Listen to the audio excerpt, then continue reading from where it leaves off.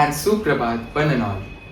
Today we are back with another exciting episode of Lokpuram Chatbox with me Apratim Roy Chaudhary of Standard 10th. Today we are diving deep into the world of AI, computer vision and the reality of working in deep tech startups. Our guest today, Sachit Shanbhag, took an unconventional but incredibly successful path from a BTech in chemical engineering at IIT Bombay straight into the front lines of data science. Welcome to the podcast, Sachit. The pleasure is all mine. It is very pleasurable to have such great seniors like you here. So, how did you manage to make this mental leap from chemical engineering at IIT Bombay straight into high-level mathematics and machine learning electives? I think chemical engineering is always about optimizing stuff and stuff like that. We had a lot of courses, introductory courses in our curriculum, which were about stuff like linear algebra, numerical analysis, optimization, stuff like this. I think that's where it really started, and I was really excited to learn this stuff, and it was very interesting to me.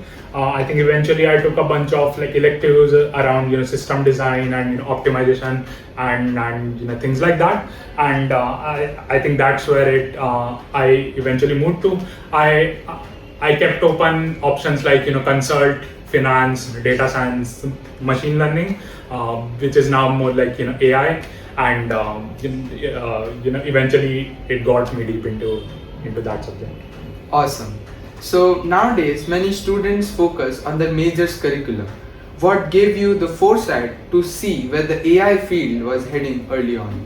Yeah, I was always like a very exploratory kid, and used to love doing a lot of stuff. Not just limited to academics. I used to play the tabla when I was a kid. I used to play a lot of games when I was a kid. I used to play football and everything, which was always a positive. So I think that's where it really started. I started exploring a lot of stuff and eventually got into deep into such subjects and curriculum, and eventually got a lot into AI and systems optimization, and that's where I moved forward from. Fantastic. It is the ultimate foresight right there. So moving back to your moments in LPPS, how were you as a student, and what would be those key mantras for all of us who will be extremely motivated by your journey and will surely try to create a similar niche? Yeah, I think I was always a nerd and used to have a lot of fun. I used to play a lot of football, and I think I used to have great peers as well. Like my schoolmates, my classmates, my neighbors, and we used to have a lot of things to do. I think my suggestion is always that be exploring things, get into depth, do a lot of stuff. You have a lot of breadth available at this age, and I think that's mostly it. Friends, I hope you are making a note of this.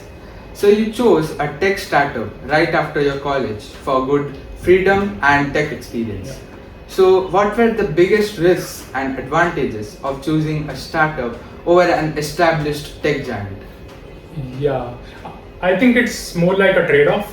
I think startups allow you a lot of ownership and a lot of ability to experiment around things and own the results as well, and you have a straightforward reward loop which is going on. I think bigger companies often give you a lot of structure, and it also gives you a good brand image which you can carry forward, and a lot of peers as well. But at the same time, it's also dependent on all of these systems. So whichever system you prefer and whichever system you like should be what you choose. Very well. We have heard that you have an US patent, which means you have invented something brand new. Can you please share your journey from the very aha moment to officially writing it down on the paper? Yeah, so we were doing a lot of experiments around the systems and how to make them better. We were working on optimization of the systems and serving it to end users efficiently. So I think that's where we saw that it was like really something which was working, and we thought that it's important enough to patent it and protect the IP itself, and we moved forward with that. I think it was very much like that there was a need for that, and we went ahead with it. Marvelous. It shows that a true invention requires immense amount of hard work and patience.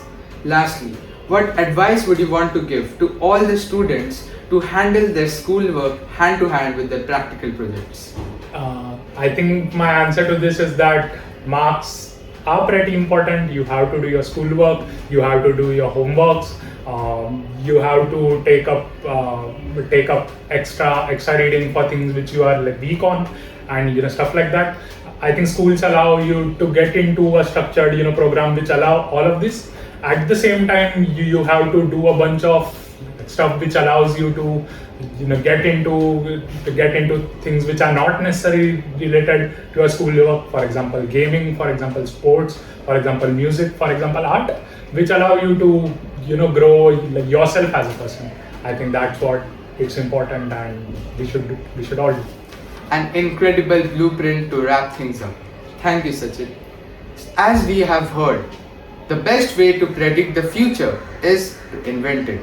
Our guest today here, Sachit, did exactly the same by chasing his passion before the market even fully took off. Signing off for today. See you with another exciting episode of our podcast soon.